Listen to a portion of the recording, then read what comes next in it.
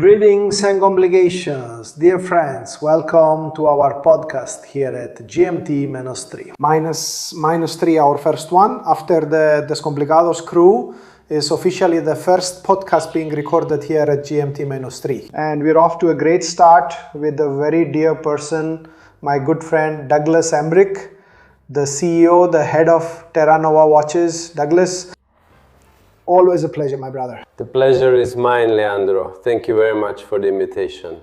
No problem. It's a pleasure to be here. I heard you were in Minas, so I said come over and let's record right away.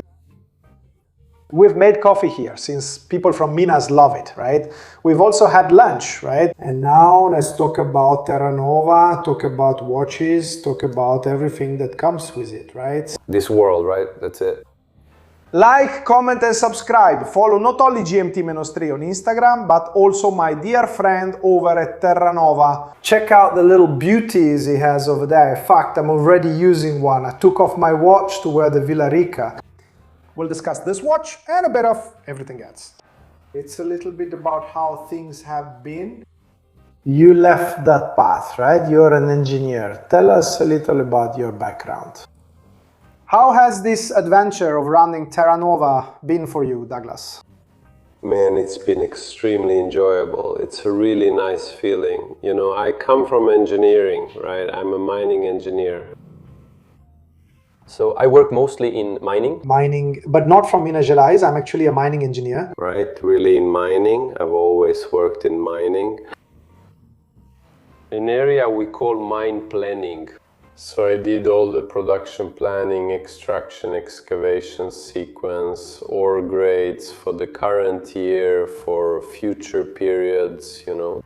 And this was always linked with the company's commercial and strategic areas. It's always to ensure the continuity of the business, right? So my background is totally outside the watchmaking field. It's something that not many people are familiar with. In Minas Gerais, there's more of this mining tradition, right? Let's put it this way, as someone from Minas, I ended up following that path. Yeah, someone from Minas, right? Yeah. That's really cool, man. And did you work in a specific area of mining? Was there a particular type of mining you specialized in? Iron mining. Iron? Yeah, I worked with what they have there, right? Yeah, in Minas Gerais, it's iron, right? The state's GDP really depends on it, right? But the participation of iron mining is really significant in the state's economy. Yeah, Minas Gerais used to be the first, but today it's the second largest iron ore producer in Brazil and one of the largest in the world. So it exports, well, to China, to several countries, mainly Asian ones, but also to Europe. Yeah, the United States too. So it's really a mining hub, especially the region where I used to live, which is also very strong, the Iron Quadrangle, right? It's a region that's geologically famous for several types of ore, right? But mainly for iron ore. Cool. So how did you go from mining iron to saying, I'm going to make watches? How did that idea come about? What inspired it? Man, so yeah, we lived, right? My wife worked at an American company and she had this opportunity to go to the United States. And at the time, I also felt like going with her, you know. So at the time, the company I worked for allowed me to keep working from the United States. Gottlieb is... We went there and that's when I started getting in touch with this whole micro brand thing, right? Which is really strong in the United States. Yeah, the micro brand scene is very advanced there. The European and American scenes are the two most developed worldwide, let's say, in this area, right? And that caught my attention. So when my interest in watchmaking was rekindled there in the United States, I started discovering these micro brands, right? Which one did you get to know there that really caught your attention, that you picked up, liked, and thought, man, what a watch, what watchmaking? Man, I really liked Nodos. I met the people from Nodos at a fair in Atlanta. So it was a micro brand that influenced me a lot during that time. And they have a really cool research and development process where they try to innovate. When it comes to, I don't know, developing a different clasp, something like that, they're really strong on that. brew watches, which I'm really passionate about for its design. Of course, the smell of coffee, like a true Minas Gerais native, right? And like, yeah, that whole vibe there. I think brew was my main influence among the American micro brands, because I think they managed to convey not just the message of coffee itself, which is something they love, right? And the watch is inspired by coffee machines and all that, but also by that New York vibe, you know, that's what they are. Yes, yes, yes. And I think they really convey that sense of their origins, you know. So that inspired me a bit to bring this sense of Brazilianness into TERRANOVA, always making a point to show and bring it in. Who you are culturally, who you are as a person, and the place where you were born should be reflected in your work. Let's put it that way, right? In your design, in your concept. In your way of communicating, in your approach to products, anyway, I thought that was really cool and it inspired me a lot as well. Cool. Did the idea of starting your own brand come up while you were in the United States? It started there. Yeah, when you saw the guy's work, you say, man, I want to have a watch brand. Yes. I think it all kind of came together. At the time, I always had a lot of ideas like, okay, I'm going to do this, I'm going to do that. Wow, if I started company X, something like that. And I've always liked having ideas like that, but I rarely put anything into practice. Yeah, but the watch itself, when I saw these projects, these micro brands, for example, I could see myself doing that. So it was something I said, man, if I created a micro brand, it would be something I'd like to do, something I'd really enjoy doing. Then you start testing the financial side of the business itself. Like, is it something you can do and actually get a financial return from? Is it something where you won't lose money by getting into it? So as I went deeper into these studies, these evaluations, I said, no, it's something you can do. It's something where you might actually get a return as well. It's something I would enjoy doing as a job, as part of my daily life. So I used to think like this. I'm here in my normal work routine, a meeting with, I don't know, some part of the company to deal with something related to my job. Man, if I had this same kind of meeting, but to talk about watch development, I don't know, something like that, for a watch company, I would definitely like to do it. So I went through these filters, through this analysis, and I really started developing this operating model. I started researching new brands, right, besides the ones I mentioned, and I really started coming up with something in my head that made sense. And at the same time, it was a period when my wife and I were in the United States with our young son. And that's when you end up missing home more, right? Missing your family. It's because when you're in that environment with a young child, a baby, it's a very different environment. It's just the three of you, you know, so like your friends, most of them don't have kids. So the whole dynamic ends up being different. It starts to make scheduling difficult. The schedules don't match up, right? Your friends go out at night and at night your child is sleeping. So you end up feeling more isolated. So that also started to become an issue. So I started seeing home, Brazil, in a different way, you know, like, man, I think I need to be more proud of Brazil, of the things we had there, of how we lived there. Yeah, because when we hear you don't have that perception, you usually complain a lot, right? Brazil is bad at this, bad at that, it has this, it has that. So we see a lot of flaws. And then when you're abroad, I think it ends up opening your mind a bit more, so you see the qualities and less of the flaws. So I started creating these concepts based on things, on watch models that I felt more connected to, right? So I thought, well, like a Brazilian watch, one that represents Brazilian identity, what would it be like? Then Copacabana started coming to mind. Back then I had already thought about Vila Rica as a watch. Maybe not in this exact way with this name. Anyway, yeah. But I had already thought, like, man, if I were to make a watch, a Brazilian one that was a dress watch, which one? What would it look like? Right? So I said, man, I think the historic cities, since I also come from Minas Gerais, the historic cities, they're classic, they're beautiful, they have art, they have culture.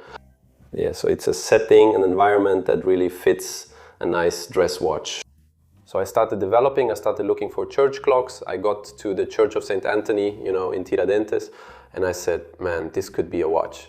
So I started developing other things in my mind as well and began to put them into practice. At the time with Rafael, we sat down, I showed him the idea, he liked it, and we kind of developed the Copacabana together, you know. Yeah, at a certain point we worked on the logo, worked on the name, those kinds of things, right? Then we ended up with the logo we have today, right, and the name. And a few months later, I'm talking about around mid-2023, and then at the end of 2023, we came up with the first prototype, which was the Copacabana prototype. And then at the time I was still here in Brazil when it arrived for him over there and all. And when I got there and saw the watch for the first time, I said, man, that's awesome. I managed to make a watch and something that was cool, you know, something that I liked. So it was a watch that I got, picked up, thought it was cool, liked it, enjoyed the vibe, was glad I'd made it, enjoyed the details. And since then it was about improving, right? Improving until reaching a production version. But basically that was it, that's how it was. The story behind TERRANOVA and everything, that's more or less how it happened. So the start, your passion, were you already passionate about watches? Or did you look and say, man, I'm gonna create a watch brand? But was it like that, did the love come with time, or do you already have some history? Or watches a thing in your family? Is there any, what's your connection with watchmaking? No, so when I really decided to create a brand, right? I was already passionate by then, you know, looking for your model. My model, but... Well, yeah, I wasn't always into watches, you know. I remember I had a watch as a kid. I remember having a Seninio watch. Then I had a Casio, those illuminators, right? I don't remember the reference now. I remember my brother had a watch. My parents always had one too. But there wasn't that thing like, you know, a watch from my grandfather that was passed down in the family. Like, there wasn't anything like that. Yeah, and then around 2000, I even mentioned to you about the video, those videos you had made and all that I watched. There was that one about the minister's watches and all, which was really popular, right, at the time. And then I remember seeing, did you take that video down? Yeah, I said, I'm not taking this thing down. Man, I made that video ages ago on the channel, which was about the watches of Brazil's Supreme Federal Court justices. When it got so much attention, I said, no way, man. Here the rope always snaps at its weakest point. I didn't take it down, leave it. Then you saw the video. So I saw that video, so from then on I started following you and your channel. So at that moment, that was already the first awakening. I think that was in 2019, right? Today, I was already thinking, already researching how to start buying watches again, those kinds of things, right? But the real turning point, I think, was when I left for the United States, right? Because there, I really had more contact with the local scene, and that ended up awakening me even more, you know? The United States, when it comes to watches, is surreal, right? People take it seriously. Right, exactly. And then I got to a point where I started to realize, like, man, but all this time I spent in, you know, in Brazil and since I was born and everything, my friends, I don't remember having a friend who showed up with an automatic watch. I don't remember having conversations about watches with other people, you know. Suddenly I get here in the United States and everyone is talking about watches. My neighbor has a cool watch. I go to a bar, there's someone wearing a Rolex, wearing, I don't know, some other kind of watch or a more conceptual micro-brand watch. And then you start identifying the models on people's wrists, or at least trying to, right? The person looks at you kind of weird, but that's how it is. But you know, that's when you start to wake up to that world. While here in Brazil, I didn't have a watch. That's it. So I think maybe going there was really that turning point for me in that sense, you know. Cool, you went there to accompany your wife and ended up becoming a watchmaker, right? Man, where did the idea for TERRANOVA come from? Why did you, a good guy from Minas, begin by honoring Copacabana? No, actually a lot of people do. Actually a lot of people, man, thought that TERRANOVA was a brand from Rio. Yeah, really a lot of people, seriously. Then there's also a funny story from Rio that I'll tell later. But anyway, TERRANOVA, right? TERRANOVA was a name I got from the series Vikings at first. Yeah, because at the end of the series they arrive in that Canadian territory, which today is Newfoundland and Labrador. This Newfoundland, it was a name that I saw and liked. I said, hey, this name is cool. If I ever create something, maybe I could call it TERRANOVA, right? And at that time, I still had no idea about a watch brand. Then when I had the idea later on, a few years later, I ended up going back and thought, hey, I have this name here. Let's see if it fits, right? I wanted to share this story because it fits well with the idea of Brazilian identity. Because today, if you look at Brazil today within watchmaking and project it onto the world stage, it's still very hard to say and show Brazilian things within that context. Yeah, there are just a few brands that have broken through, that are breaking the ice. Maybe something that Terra is already managing to show a bit of their work abroad. Yeah, but even nowadays, for example, if you go to a European collectors group or American groups, they will hardly be able to name anything from the Brazilian watchmaking scene, if anything at all. So I said, well, I think the name TERRANOVA fits this idea that Brazil is a new land, a land to be explored in the watchmaking scene.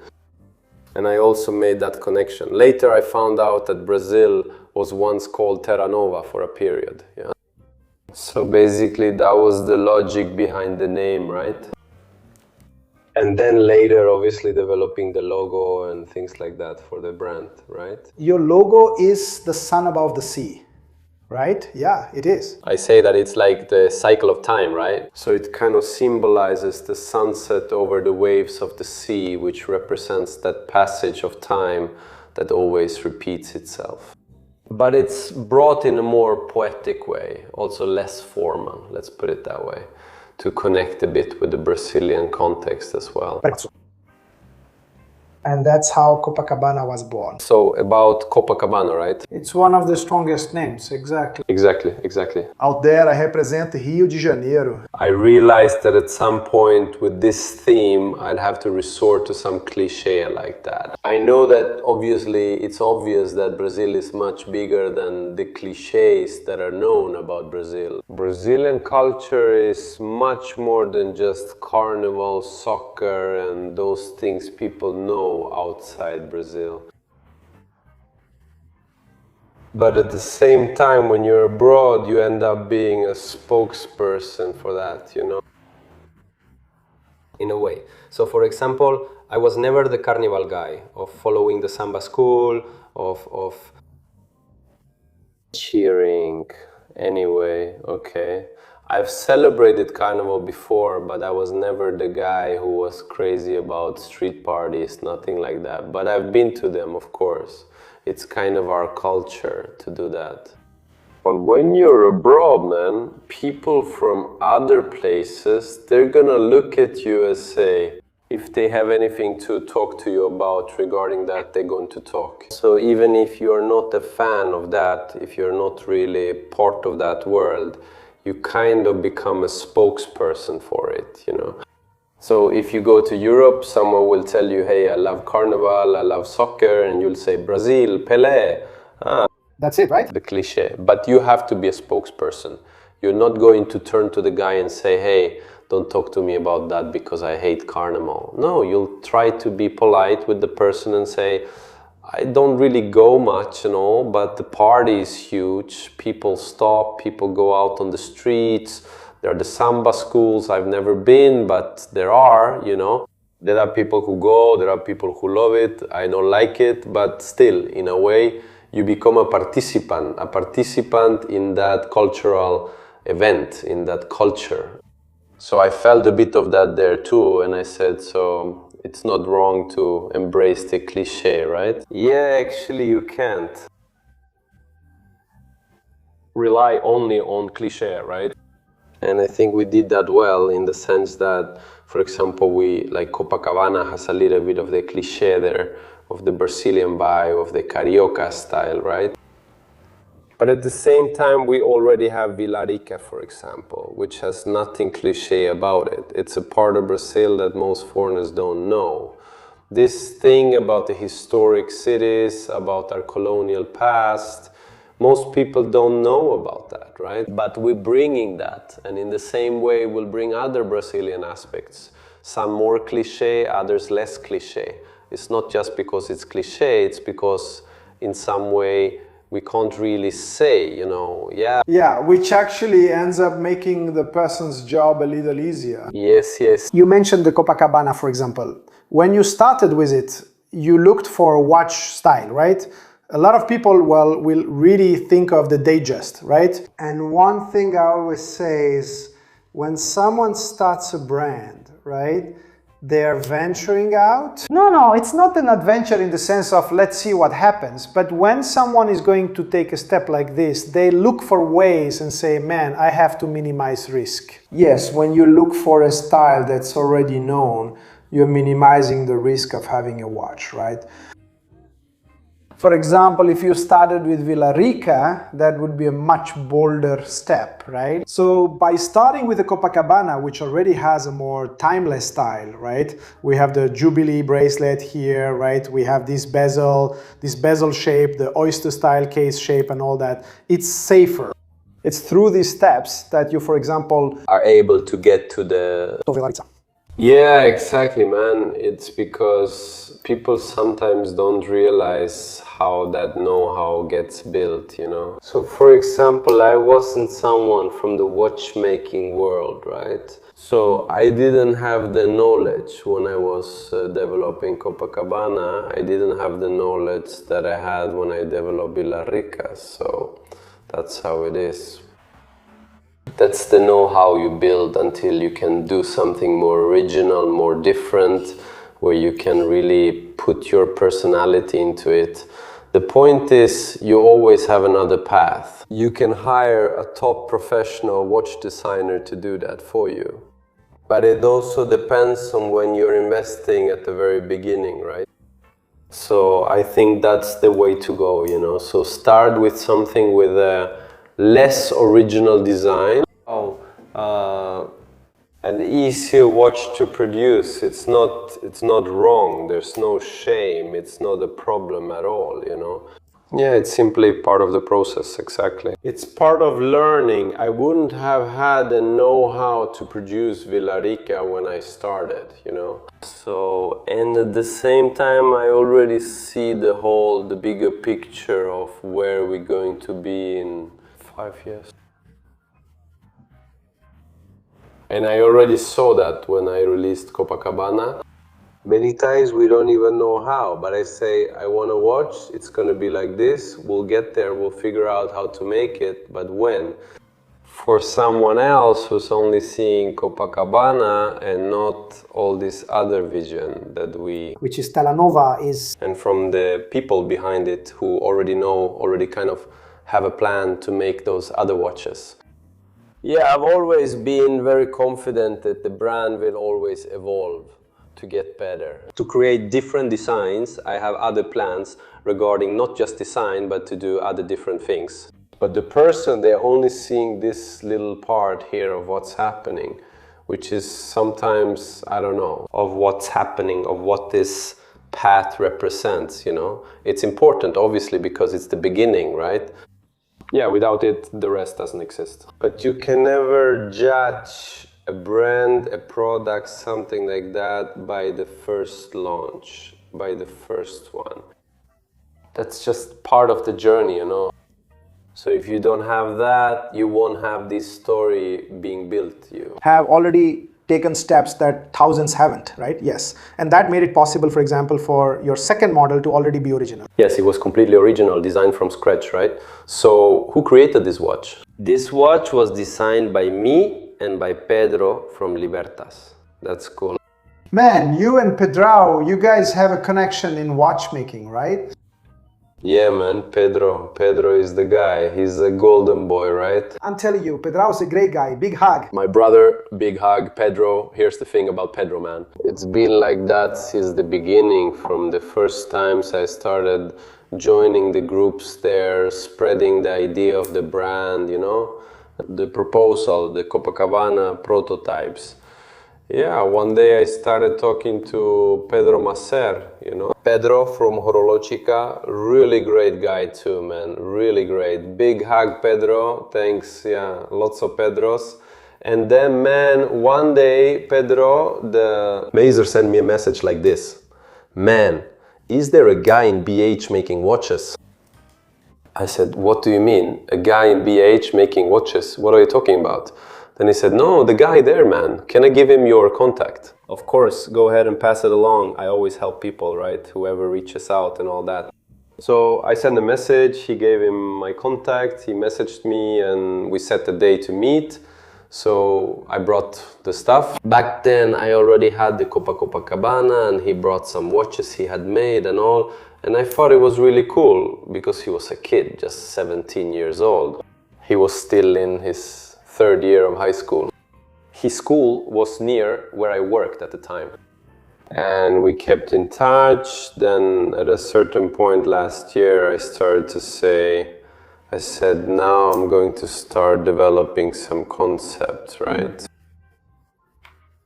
Some designs and such, and I even started looking for some designers in BH to help me with the software because I already had a clear picture of the watches in mind. Kind of the image of the watches and everything, but to translate that into a software project and all, you need someone who has more expertise. I even draw, but my drawings will take longer to get done and I'll have to stop other things I'm doing to go draw. But so usually I hire someone or I do it myself because we still don't have a full-time in-house designer. But back then I remember Pedro, I said, hey Pedro, man, right? It had already been about 2 months since we met and we hadn't talked since. I remembered and I said, man, there's Pedro, he already draws. Maybe he'll agree to join the project, right? So we can make this drawing together. And he already knew how to use the software, right? He was already someone who knew how to use software and all. And he makes the drawings in Corel, right? So I sent him a message, I said, Pedro, I'm about to develop 2 watches. In this case, the Automobilista and the Vila Rica, which I wanted to develop already to start prototyping. And he agreed, he said, man, I'm in. And imagine he's in his 3rd year, that period when you have a lot of schoolwork, right? And I was already starting to have more demands because I had work. Until then, you weren't 100% full-time at TERRANOVA yet, right? No. Running TERRANOVA and designing watches between 10 p.m. and midnight, you know. So every day we spend about 3 months, man, almost every day designing watches from 10 p.m. to, I don't know, midnight, sometimes even a little later. I used to think, man, Pedro, your dad must hate me, right? I thought I was making you miss school and everything, but you said it was fine and not to worry. Later, I even met his dad. He was such a nice guy. Man, I took him to the fair, right? Yeah, that was the seed of Libertas. And he ended up getting into the field. His father, man, the guy is amazing too. And that's how it was, man. And from that period came the Automobilista and Vila Rica, you know, from that period. The Automobilista, which was GP, right? You want to know? Who was GP and... How was it, man? Did the FIA guys get in touch with you? They did. Yeah, really? I got it one day, right? The event had already happened. I had already done the initial promotion there as GP. I hadn't started selling yet, I remember, but one day I got there, opened my email, and there was an email from FIA. It wasn't from FIA, it was from...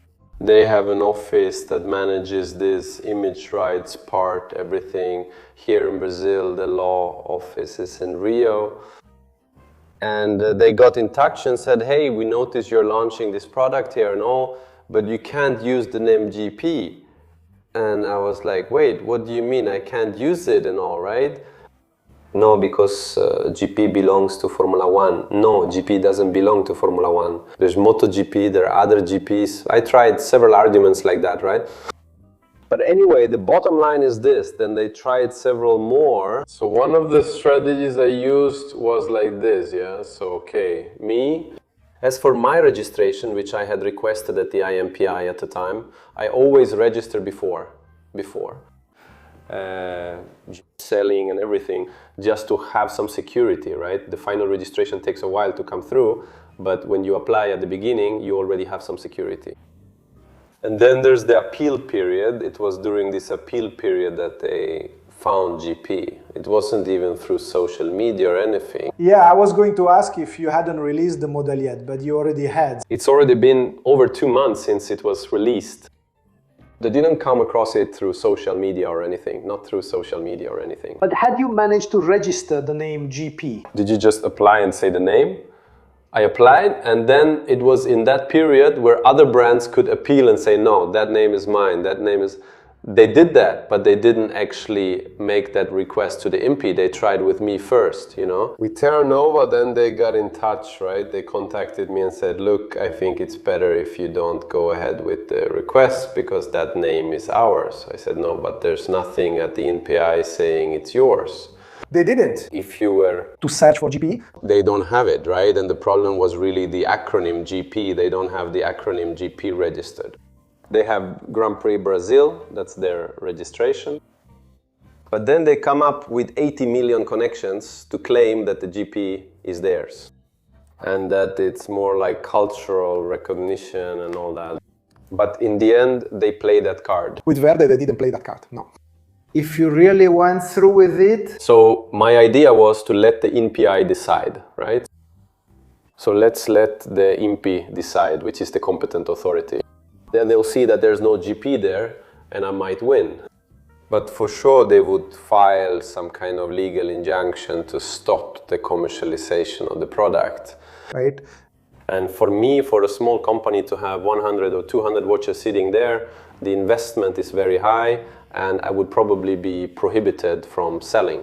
You know, yeah, or there would be a fine anyway. I didn't want to take that risk, so I ended up changing the name of the series, which ended up working out in time, right? Because when that happened, yeah, we had, I think at the time we had, the crown was produced with the name GP, but the dial wasn't, the case and case back weren't, so I also had time to change it, you know. I came in, we had some meetings there with the factory. I said, look, I'm gonna have to change it.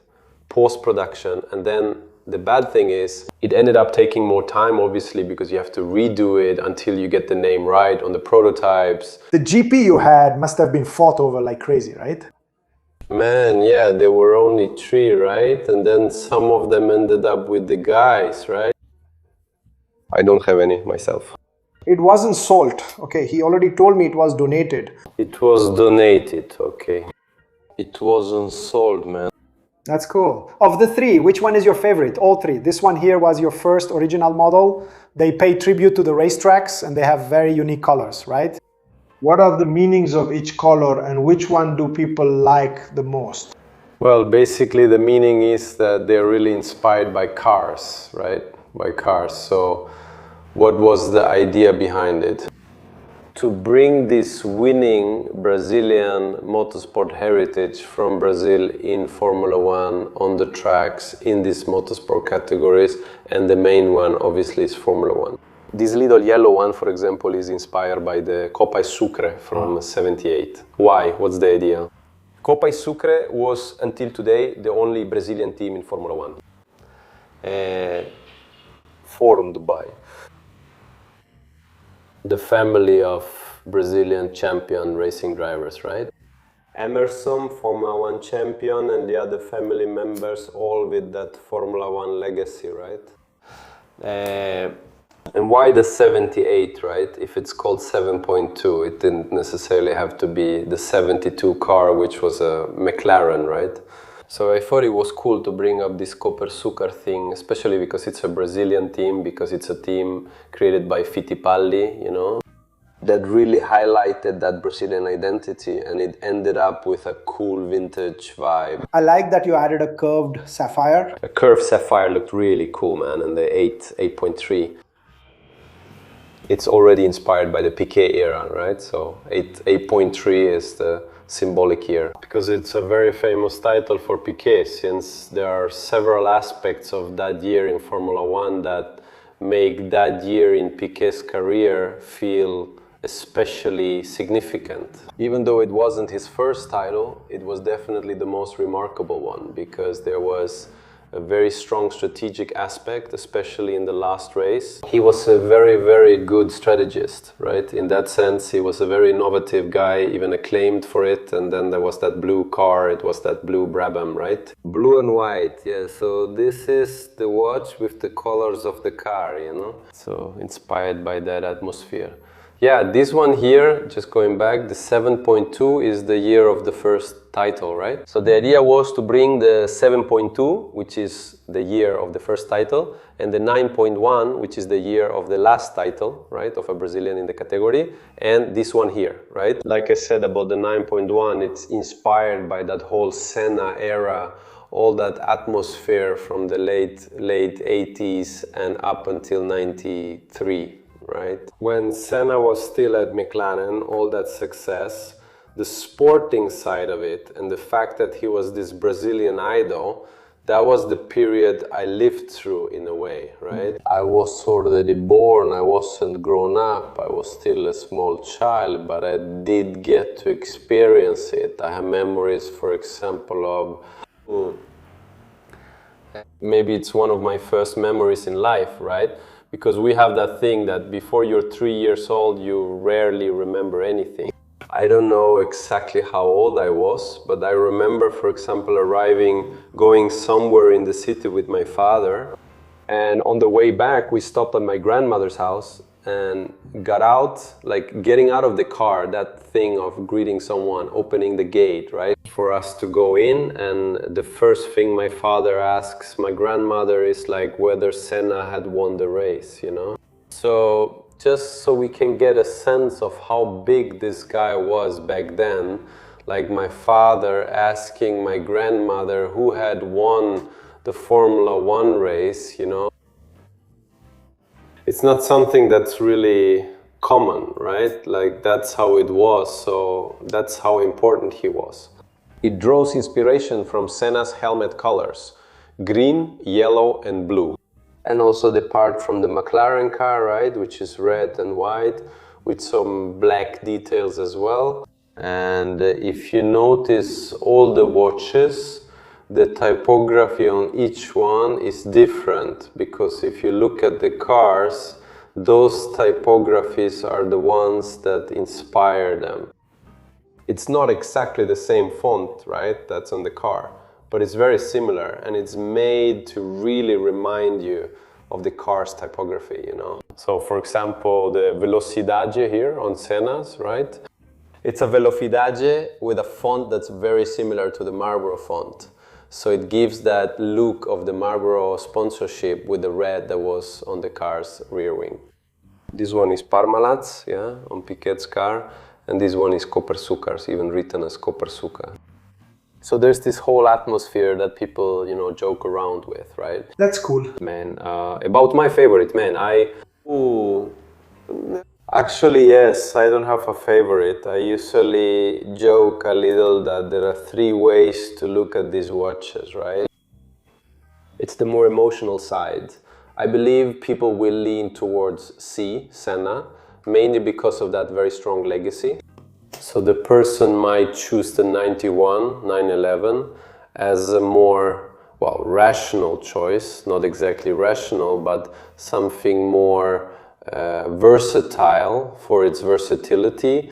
The easiest watch to wear would be the 83, the blue one, which will match with more clothes and all that. Anyway, with more situations, and the yellow one would be a watch. A little more fun, a little more out of the box in that sense, you know. Has anyone ever bought all three? Yes, that's cool. They were friends, the ones who are addicted to cars. Car, and with this little guy, you totally changed the game, right? You leave the world of tracks for a beach, then you went to the race tracks, and then you went to Minas. Finally, you made it to Minas Gerais, right? Minas Gerais, Vila Rica.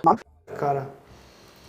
It's like I told you, this watch, no matter how much we invest in equipment, in good lenses, in good cameras, in shots, you can never truly grasp the beauty of this watch. Except when you pick it up and see it, it has details that make it look like a worn watch. A lot of courage on your part. Congratulations on launching a watch like this.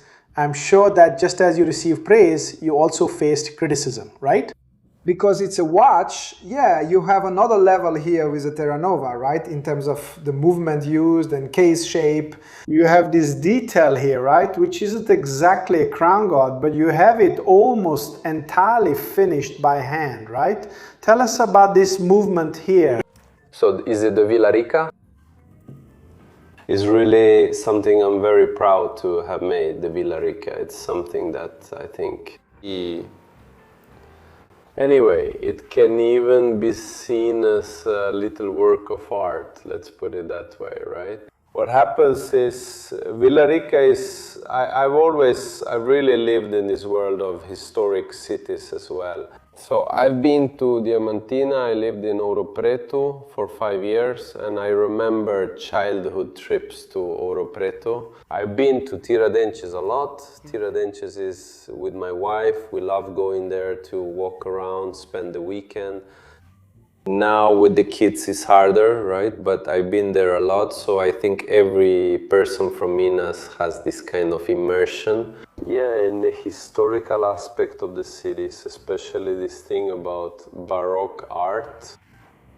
And maybe a little more for me, right? Especially because I live there too, so it's something I've always liked, like churches, museums, and so on. And when I had the idea for Vila Rica, that's when I started looking and researching. Baroque clocks, yeah, clocks with Baroque inspirations. Right away I saw it had to be Roman numerals because the clocks from that time used Roman numerals. Basically they were just church clocks, right? The most classic clocks use Roman numerals. So I had to bring that in, and then I started researching to see if there was any clock like that in Minas Gerais that could serve as inspiration.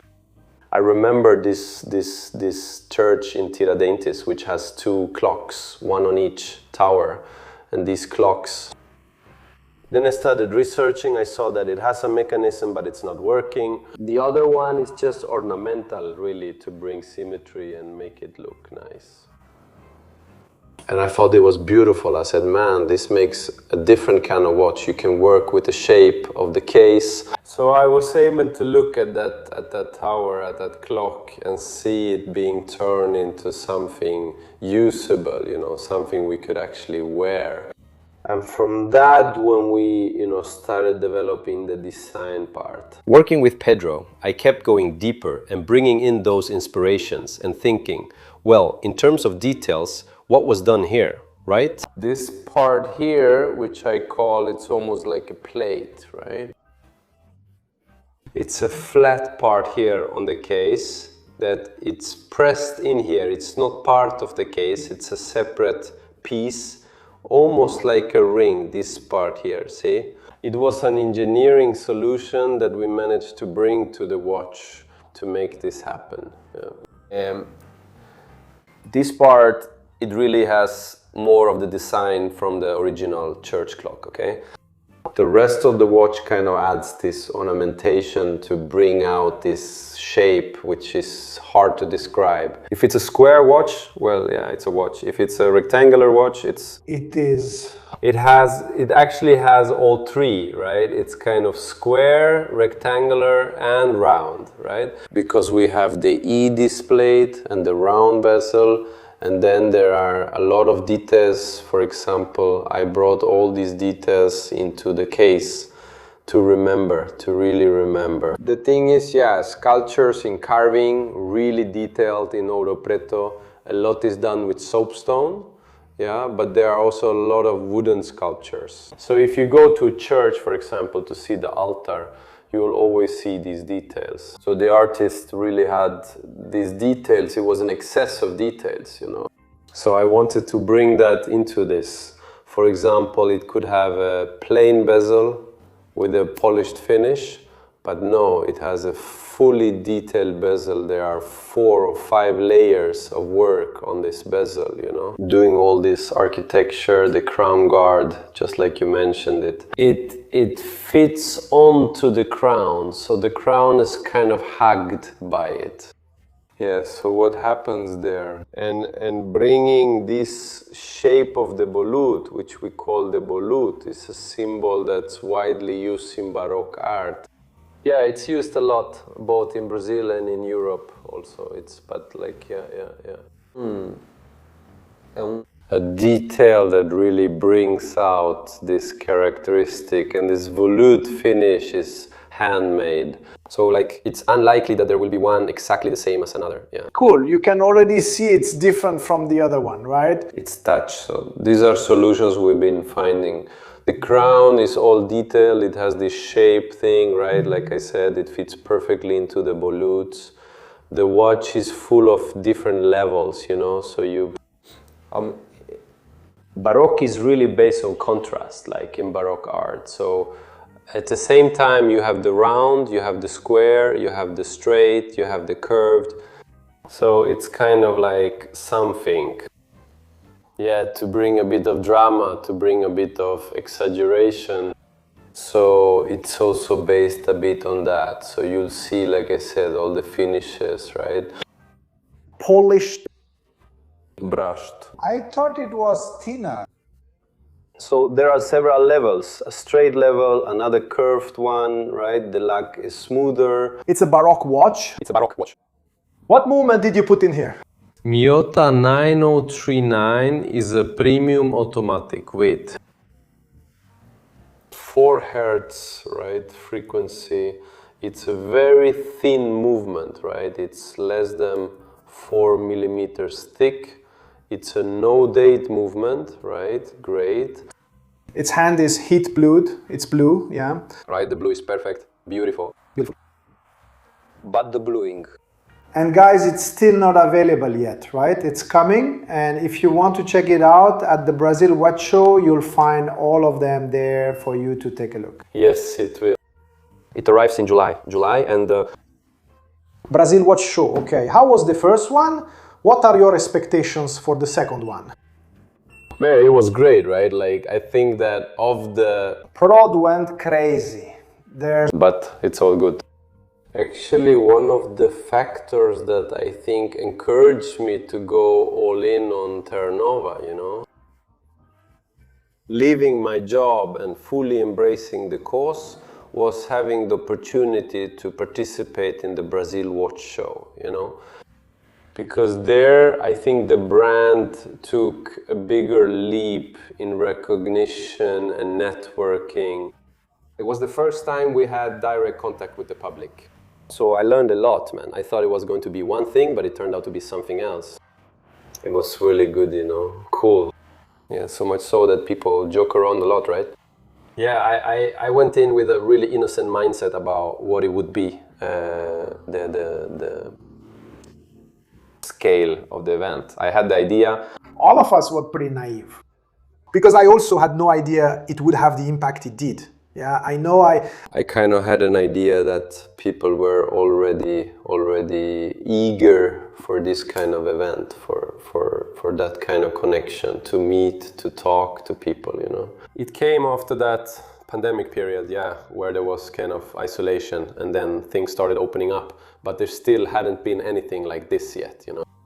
And with the scene getting stronger last year, there were already a lot of brands, there was already a lot of things to be shown. But anyway, I was more naive, so much so that I even took my mom, you know, yeah. Yeah, wow, because so many people ask me, is Douglas's mom going again this year? I say, I don't know, you have to ask him. It's Mrs. Lila's sale now, so he gets a bit emotional too, right? And this year we're taking a bigger team too. Cool. But yeah, so it was really cool. It was something that encouraged me. I came back already feeling different. I left there and said, man, this. It's not just that it's growing, it's already grown to the point of becoming established, but at the same time, it's still going to grow a lot more. And well, I want to focus only on this, you know. And because it was also a point that you reach, like it's either you work 100% on your business and focus on your company to make it keep growing, or you're always going to be stuck there. Operating so-so, producing very little, just a few models, taking part in one thing or another. So you have to make that decision. If what you want is to grow, to get out there, to show your brand, to take your watch to the world, or if you want to stay there just doing the basics, you know, that's cool, yeah? So I decided to go the other way. Went for it. And it's no wonder we see the results, right? TERRANOVA is soaring higher and farther each time, right? Quick questions for you. Other than TERRANOVA, which watch would you want? Your favorite watch? My favorite watch, man. I'm in love with Vacheron, man. Vacheron, if I could, any watch in the world that I could choose, yeah, Vacheron it is. It would be Vacheron. Vacheron, I don't know, any Vacheron, I think it's just so beautiful. It would satisfy me. A meal. Wow. There are so many. Pasta, right? Let's say it like that. Food, gross. I have to ask your wife what food you like since you eat everything, right? Minas Gerais food. No, I'll say Minas Gerais food. Done. In general. Car, Porsche. Which Porsche? Man. 911, that retro one. I'm crazy about Porsche. Moss green. If I had money, if God allows it, one day I will have it. But I don't like the new ones. I like the old ones. The old ones. I wanted the ones from the 70s. Wow, that's really beautiful. So tiny. Huh? I think this design is like unmatched. Ferrari is cool too. Ferrari, right? The one Tom Selleck had, right? Which model is that? I don't remember which one it is. If I say it, I'll get it wrong and people will say, no, that's not it. Leonardo, F50. No, the F50 is more modern. I think the F40 is more traditional. That one is just too beautiful, right? Yeah. It's amazing. A place you enjoy. Platz. Anyone watching this podcast will say that guy is really indecisive. Yeah, no, think about it. Anyone watching this podcast will say, wow, Leandro is imitating Bernardo. Bernardo, I'm imitating you. We're in this together, okay? Man, the place, our little spot up front, Serra, right? I should have said Mediterranean. Mediterranean is cool too, but it's our little spot up in the Serra. We have a little place up in Serra do Cipo. Coffee, you like it, yeah. Good, a cup of coffee. Isn't it? That's it. Any messages? The microphone is yours. Talk to the folks. Well, cool. First of all, I want to thank you here for the... I'm the one who should thank you, really. You're here with us, chatting, having a conversation. I'm really happy to be here in Curitiba, getting to know your place as well. Congratulations to you, the whole team, and Anne. Yeah, you guys are really amazing, exceptional people. Always stay that way. And tell everyone to get to know TERRANOVA. Yeah, let's go. See the work, all that's there, all that's been done, what's behind it, and the challenges we face in Brazil. At the e-boutique, right? And at your boutique. Since the beginning of April, we've already been open, already receiving people. So a lot of people have already been there. They like it, people love it. So like, yeah, this development, it's happening, you know. So if you look, for example, a year ago, what was TERRANOVA? What is it today? This is a 5-year project, but sometimes people don't really have that perception. So let's stop and let's support Brazilian brands. A lot of brands are coming up, doing great work. Yeah, and that's it. I think the scene is developing, right? Brazil is still taking its first steps in this watchmaking area, right? Workforce, professionals who understand the market, qualified professionals, that practically doesn't exist, right? Schools of in this area, right? If you want to take a watchmaker course, learn the profession, learn professions related to watchmaking. So all of that is practically non-existent, right? We're building this scene and people need to understand that a bit better before criticizing, before thinking that everyone is going to be... You have to produce with Swiss quality, you have to have that vision as well. That's behind it, right? How do you find a watchmaker today? How do you find someone who will work on parts of a watch today? That practically doesn't exist in Brazil, you know, right? So there's this perception, right? That's important. So from what perspective are you looking at it? Optimistic, pessimistic? How are you seeing our situation? Me, I'm always optimistic, right? I'm always more on the optimistic side, you know. So I think that aside from the setbacks that naturally happen, things tend to always get better, right? I think that. The market, speaking more about the watch business, the market in Brazil, I think it has had very substantial growth in recent years, right? I think it will continue, right? I believe it's unlikely that we'll go backwards now, right? I think that compared to how much it has grown in other places, Brazil still has a lot of room to grow. There's still a lot to be done here. There are a lot of talented people coming up, showing their work. And I think there's room for everyone, you know. I think everyone who does good work will last in the long run, right? And will have a bigger and bigger market. More evolved, right? More, let's say. So people will start to have more knowledge about what is a cool watch, what isn't, what is worth valuing, what isn't.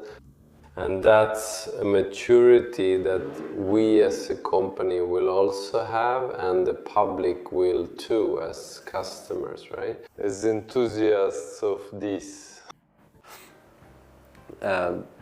Watches themselves will have it too, you know. So that's it, but here's what I think. One thing that I think exists in Brazil, but I think it can still improve, is having more unity. Like in the sense of having a little more support between brands, between the media, for example, right? And embracing the Brazilian scene more, like you do very well, not just focusing on the international scene, right? Because I often see people overvaluing what happens abroad, what foreign brands do, and undervaluing what national brands do, right? And when it should be exactly the opposite, right? I mean, or not. You can really value what people from abroad are doing, but also what people here are doing. Especially because we'll only reach international levels of excellence if everyone here supports each other too. Moving with that purpose. Right? Yeah. Sensational. Douglas Emerich, TERRANOVA. Here at GMT-3. Douglas, thank you so much for coming here. You took some time out to come here with your wife. All right, Laila, thank you for being here too, okay? May God bless you both greatly. This was a really nice chat with Douglas. I really hope you enjoyed this video. Like, comment, subscribe, hit that like button, subscribe to TERRANOVA, go to Brazil Watch Show to see these little beauties in person. I'm sure you'll really enjoy it. There are new releases coming up. Come by, there are a lot of surprises at Brazil Watch Show. We're preparing a lot of really cool things for it. Come on, brother, you gotta come. Thank you, I'm out.